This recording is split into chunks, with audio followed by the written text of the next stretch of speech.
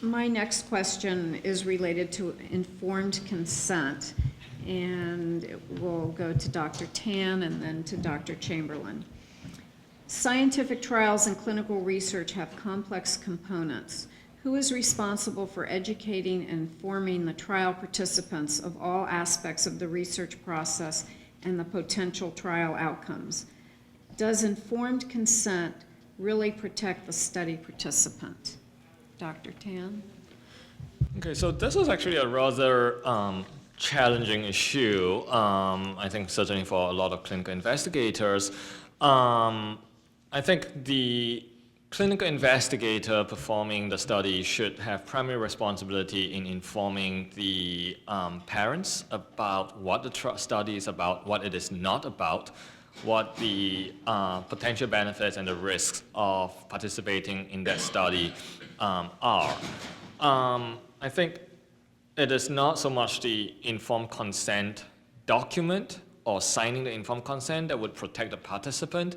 It is really the process, and people talk about informed consent as a process that is important. So being told about really understanding what it entails and the reasons for the study and any preliminary data to support that study would be things that are important in this process. So for example, in our own clinical trial, what I often do is if a parent contacts us and expresses interest in our study, a couple of weeks prior to the scheduled visit date, we would send in the informed consent document to the parent, give them about a week or some time to read through the document, and then I would personally call the parents, and one of the first things I would ask the parents is to tell me what you understand the study entails.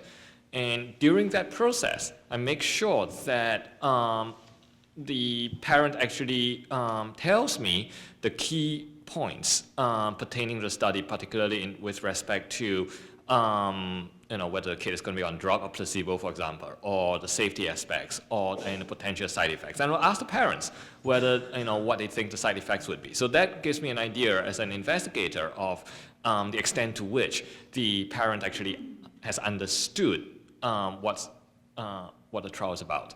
And then, supplement anything that comes after that.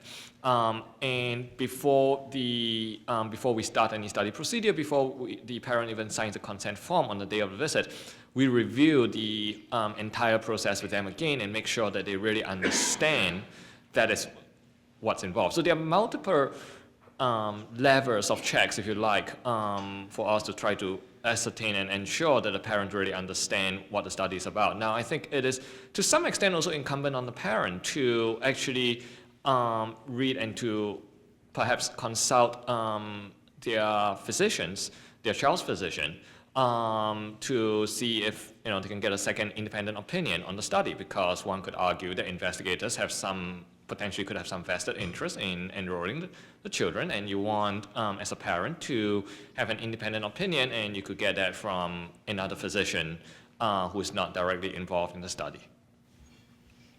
Dr. Chamberlain? So my perspective is probably a little bit different, because as a basic researcher, I have no contact with patients in most cases. And so how we've dealt with this has been to form a relationship with a physician who interacts with patients regularly.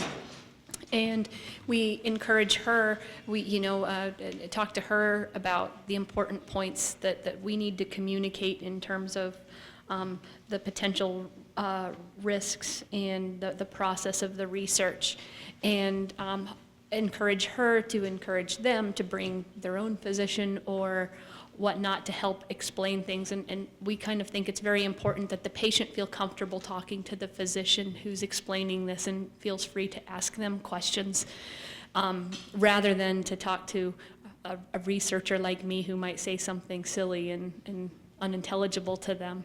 So we try to make sure that they're comfortable in the situation, but I would probably have to agree with Dr. Tan and all of what he'd stated.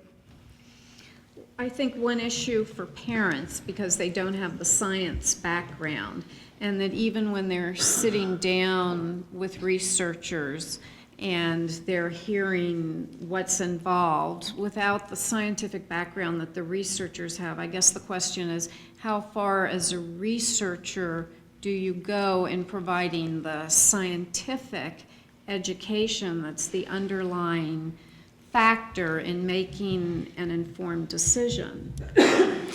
So we try to make sure that they have the PI's my contact information in the case of the studies we're doing, and encourage them to ask questions.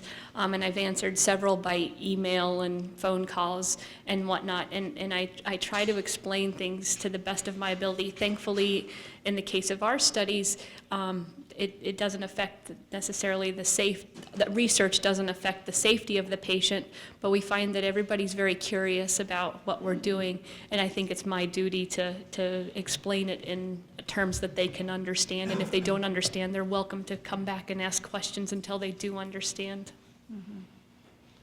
I think the other thing I would add is that certainly for our clinical studies, almost all of us have study coordinators who are non-clinicians, who are not physicians or scientists, and the other ones who interact directly with the parents.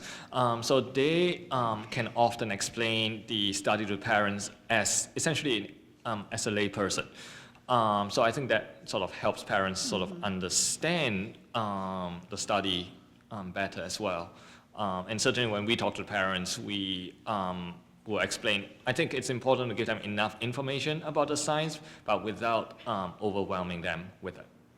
But just, I have a practical caveat, which would be if you're ever in a situation where the clinician investigator has approached you or your child and said, would you consider having your child in one of my studies? The first order of business is, can I please have a copy of the consent form?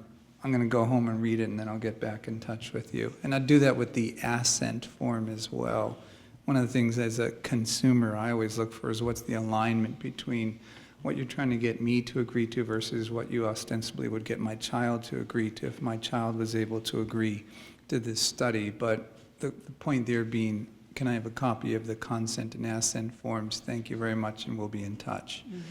I think that's a very decent way to go about it. And that way, in the leisure of your own private time, you can read through the 16 pages of the consent form using Google and talking to your friends on the phone, and underline the parts that are going to require clarification and further discussion, especially if it involves things like injections and taking blood and so forth and so on.